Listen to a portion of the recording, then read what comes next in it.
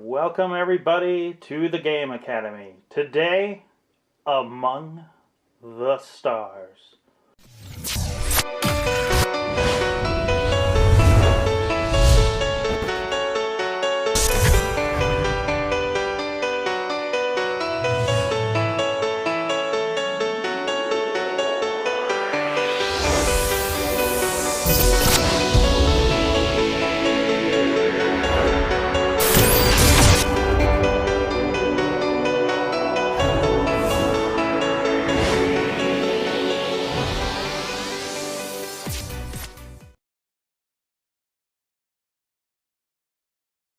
Alright, welcome back. My name's Mark, here with the Game Academy to help you decide whether you need Among the Stars. Let me give you a quick little overview of what the game's about. First of all, Among the Stars, the base game, is for 2 to 4 players. Works best with 3 to 4.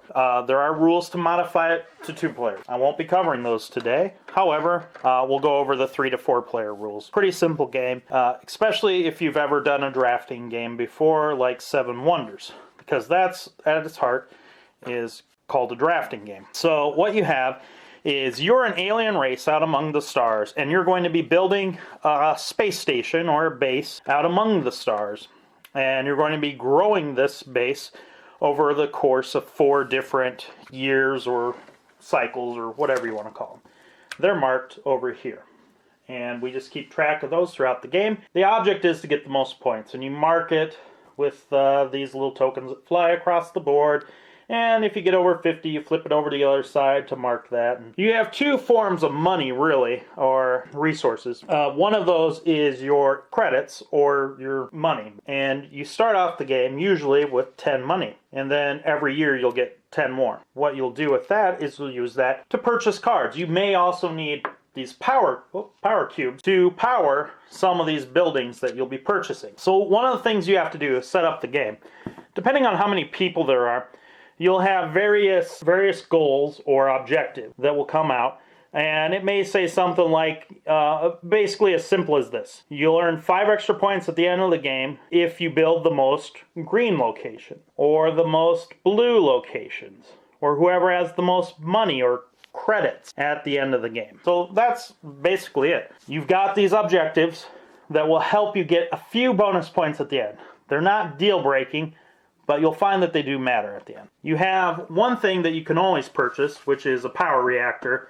Those are always out here. You have some starting buildings, and those come in all different shapes and colors, and thematically, like purple's recreation, blue's business, or bureaucracy, sorry, not business. And then you also, or administration, A for administration, you got M for military, that's the red one.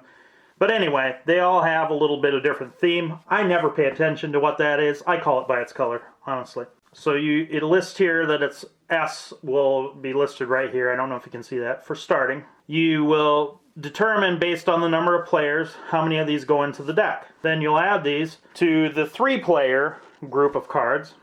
Even in the 2-player game, you still use these 3-player group of cards. They have a 3 marked on them.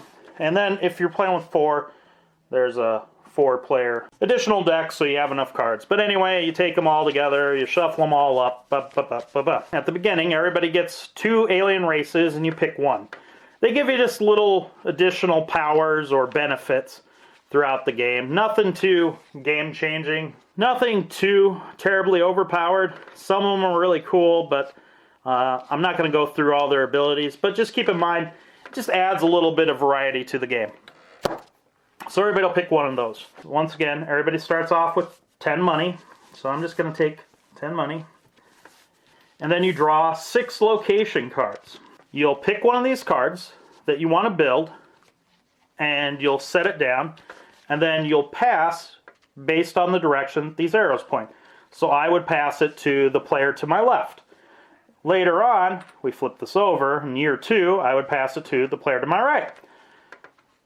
Good deal. What I'm going to do is, I'm going to pick this card, pass these cards to the player to my left. Now, I have 3 options here with this card that I picked.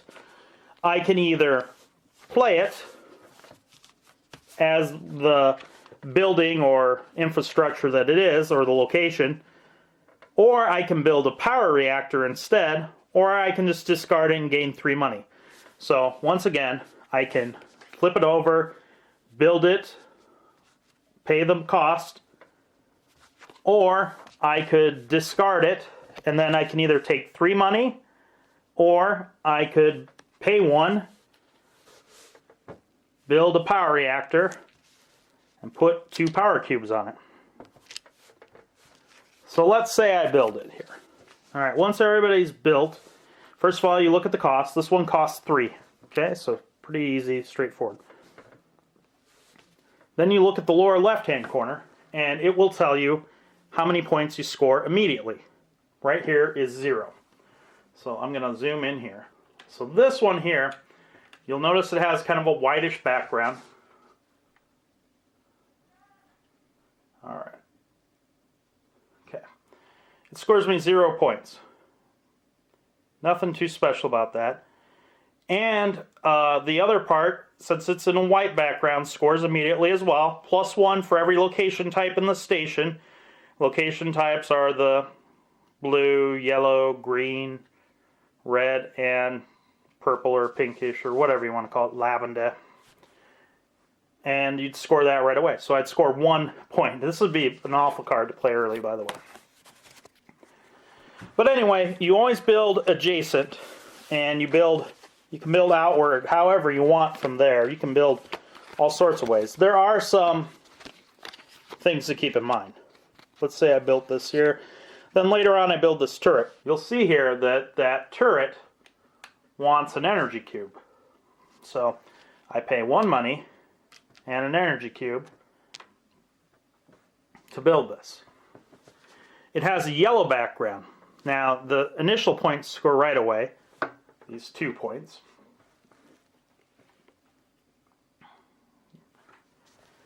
And then I score +1 at the end for each other turret in the station. Yellow means you don't score the text until the end of the game. So right here, 2 points we score right away. And then at the end of the game, we get +1 for each other turret in the station. One thing to note is these power reactors here. See that power reactor? It's got something special about it. If it's going to power something, it has to be within 2 cards of it. So, if we go back up here, we see 1, 2. We're fine. But let's say somehow, let's say we had it clear out here. We've got no way of getting that energy to it, so I could not build that. That would not be legal. Energy cubes are the most easily unnoticed thing or forgotten thing. Like if you notice here on this card, there is a cube there, but it's hard, almost impossible to see because of the background of this card. It's terrible. That's the only card that's really, really bad.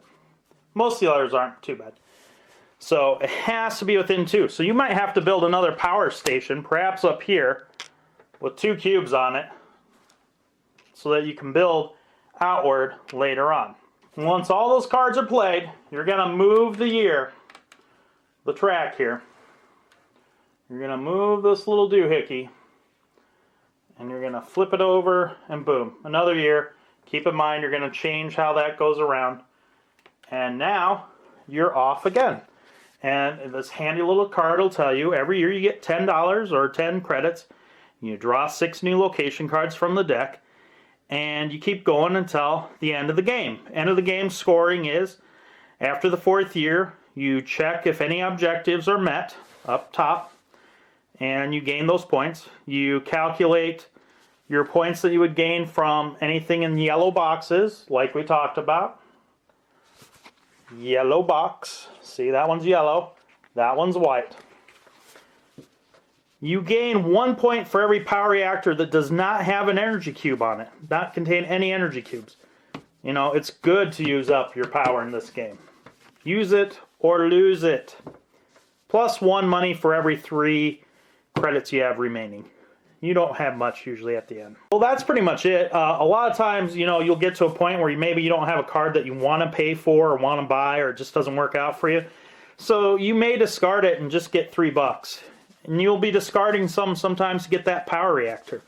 Some of these cards just aren't going to fit into your plans or the way your spaceship's built. So let's go ahead and let's talk about what I think about it.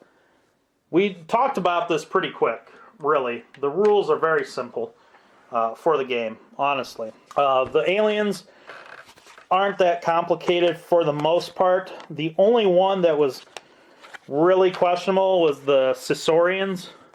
And you put all the special cards in a pile that didn't get used, and then you basically, at some point, you have your hand of cards, and you can draw 5 of these and basically replace any of those cards with some of these 5, and then put whatever you didn't use back and whatever you got rid of from the hand back. Whoops. And that's it. That's all there is to it. But the wording's really confusing on there. And there's expansions on the way. I know I pre-ordered the Ambassadors, which is the one that's coming out soon, because I do like this game so much. All my friends have 7 Wonders. I like the game well enough, but I don't like it that much. But this game, I thought the theme just does something that the other ones don't do. I really have enjoyed playing it. Every time I've played it, I've enjoyed it. And normally I don't like playing games 2 times in a row, but this game I wouldn't mind at all. The one thing that is annoying sometimes is it's so easy especially for new players, to forget those cubes, the power cubes. That's kind of wonky. Gotta remember those power cubes, because otherwise you can have somebody gaining tons of points and you're like, wait a second. Because it's happened to me on a couple of occasions. And I've been the one, the first time I played, I messed up on that. I stopped watching. But anyway, there you have it. Race for the Galaxy, probably my favorite drafting game that there is. You can get it. Thank you, Stronghold Games, for getting this in the US, because this game is fantastic. Everything about it, I didn't really care for a lot of drafting games that much. They're quick. I like that they're quick. This one's quick. It's easy, fun, simple. Everything that you need to know is pretty much on this card, except for setup. And even then, I printed out a quick setup sheet, and away you go. It's real easy. The only thing, like I said, is setup is real simple once you just open the rule book. The rule book isn't that long. It may look beefier than it really is, because this is it. Right here is game end. Then you got extra filler stuff. Aggressive mode that you can play. I've never done that. Variants. If you have limited space, there's a limited space variant.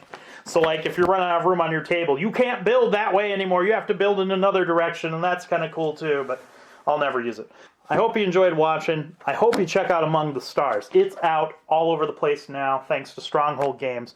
Among the Stars, buy it, buy it, buy it.